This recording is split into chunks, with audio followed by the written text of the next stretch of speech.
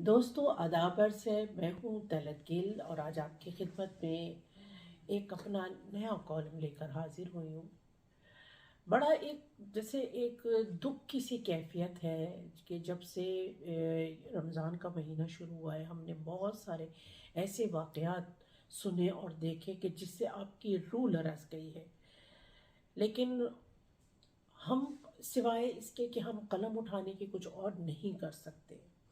اس سے پہلے کہ میں اپنا یہ کالم شروع کروں، آپ کو بتا دوں کہ میرا channel power voice of London آپ ضرور سبسکرائب کریں اور اس پہ پھر جو بیل کا آئیکن بنا ہے اسے ضرور پریس کریں تاکہ آپ کو میری ہر آنے والی ویڈیو موصول ہو سکے۔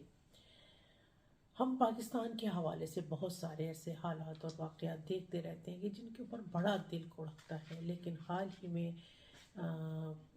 فیصل آباد کے نزدیک ایک گاؤں میں ایک ایسا اندھوناک واقعہ پیش آیا کہ اب میں بتا نہیں سکتی کہ میں کس قدر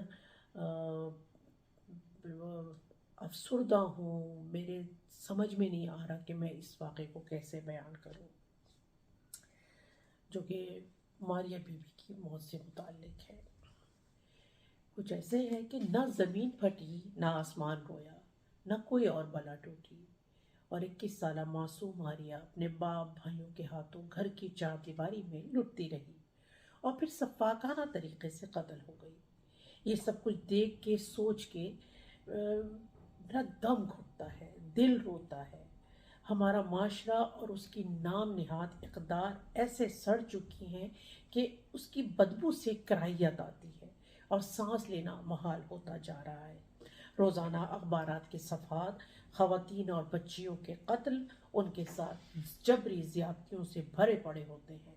کتنے سالوں سے میں خواتین اور بچیوں کے ساتھ ہونے والی زیادتیوں پر قلم اٹھاتی ہوں، سڑکوں پر احتجاج کر رہی ہوں، ان کے ساتھ ہونے والی زیادتیوں پر رونا رو رہی ہوں، مگر دن بدن یہ سفاکیت بڑھتی جا رہی ہے۔ اگر ماریہ کے قتل کی ویڈیو منظر عام پر نہیں آتی تو یہ قتل بھی ہزاروں دوسرے قتل کی طرح منظر عام پر نہیں آتا۔ خواتین کے حقوق کے تحفظ کے بل کو بنے 5 سال سے زیادہ کا عرصہ ہو گیا، مگر جان بوجھ کر اس بل کو لاگو نہیں کیا گیا۔ زینب الرٹ بل بھی کچھ مخصوص علاقوں میں ہی نافذ ہوا ہے، اور ویسے بھی ہمارے معاشرے میں کسی بھی بل یا قانون کی اہمیت ہی کیا ہے۔ ہر ریپ اور قتل کے بعد ایک عارضی بلبلہ اٹھتا ہے اور پھر حکومت سو جاتی ہے اور پھر کسی نئے سانحے پر یہ بلبلہ واپس ابھرتا ہے۔ حکمران اور علماء خواتین کے ساتھ ہونے والی زیادتی کا ملبہ اس کے لباس، اس کی تعلیم اور آزادی پر ڈال دیتے ہیں۔ ان کے پاس ہر بات کا ایک ہی جواز ہوتا ہے کہ گھر سے باہر کیوں نکلی۔ اکثریت کا خیال ہے کہ خواتین کو 7 پردوں میں لپیٹ کر گھر سے نکالو۔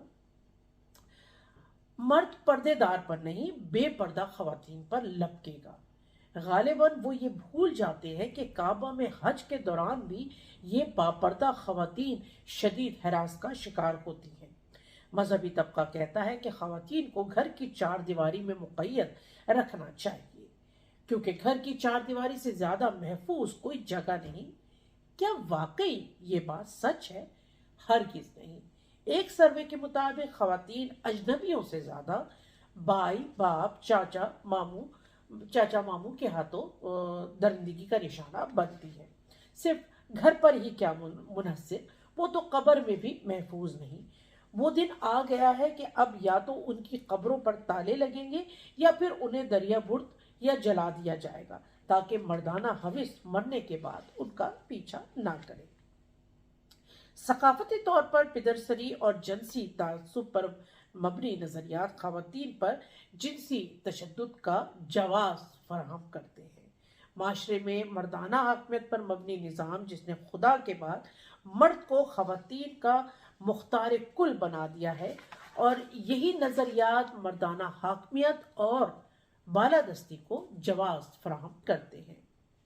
مذہبی اور تاریخی روایات میں خواتین پر حق جمانا، ملکیت کا تصور اور مذہب میں خواتین کو سزا دینے کی اجازت خواتین کو کنٹرول کرنے کا جواز فراہم کرتی ہے۔ दूसरी तरफ पिदरशाही और मर्दाना हाकमियत पर मबनी निज़ाम सदियों से मर्द की कमजोरियों और आदात को उसकी फितरत करार देता है और ये सबक पढ़ाता है कि ये तो मर्द है, इसकी फितरत है, ये तो गुस्सा करेगा, चीखेगा, घर से बाहर तुम्हें तंग भी करेगा और गंदी नजरों से भी तुम्हें देखेगा। मारिया बीबी केस में सिर्फ उसका बाप और भाई मुजरिम नहीं, ये पूरा मुआशरा मुजरिम है। मर्दाना हाकमियत पर मबनी ये पूरा निज़ाम उसका मुजरिम है। हमारा ये रियासती कानून मुजरिम है, हमारी रियासत मुजरिम है, जहां कोई भी शख्स किसी को कत्ल करके बाइज्जत बरी हो जाता है। शाहजेब कत्ल केस में शाहरुख जतोई की रिहाई, कंदील बलोच के कत्ल में उसके भाई वसीम की रिहाई, नाजिम जोकियो केस के मुजरिमान धड़ल्ले से अब तक आज़ाद हैं। ये तो सिर्फ कुछ मिसालें हैं जो हमारे कानूनी निज़ाम की बदसूरती को जाहिर करती हैं और किसी भी शख्स को कोई भी जुर्म करने पर उकसाती है। गुज़िश्ता साल लाहौर में भी एक ऐसा ही वाक़या मंजर आम पर आया था, जहां ज़हनी तौर पर माजूर बहन को 3 भाई दरिंदगी का निशाना बनाते रहे। इससे आप अंदाजा कर सकते हैं कि मर्द की दरिंदगी का ताल्लुक किसी रिश्ते, किसी एहसास और किसी रुतबे से नहीं। मैंने अक्सर लोगों से सुना है कि ऐसे वाक़यात ज्यादातर निचले तबके में वक़ू पज़ीर होते हैं। हमारे वक्त तो ऐसे नहीं। वो ये रद्द अमल देते वक्त ये सोचने की जहमत नहीं करते क्यों उनका घर क्यों नहीं, सिर्फ निचले तबके का घर क्यों?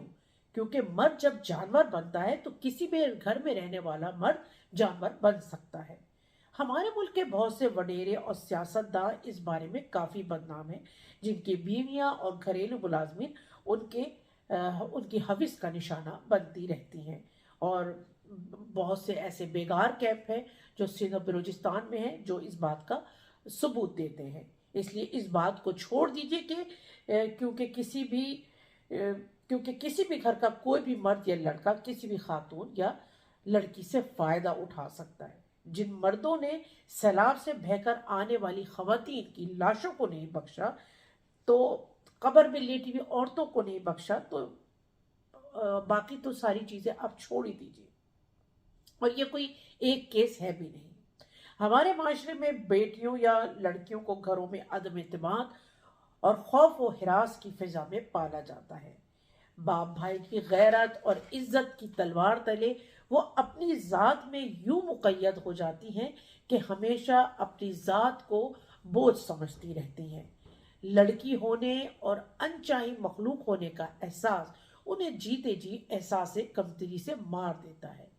बलोगत पर पहुंचते लड़के, जिनसी लज्जतों के रस्सियां मर्द, ताकत के नशे में अकड़ता मर्द, उसको बहन, बेटी और बीवी को इंसान ना समझने का फतूर, खवातीन को कमतर समझकर उसको रोंदने का जुनून और वहशियाना जज्बों की शिद्दत उन्हें उस दरवाजे तक ले जाती है जिसके पीछे बहन या बेटी नामी बेज़बान मखलूक मौजूद होती है।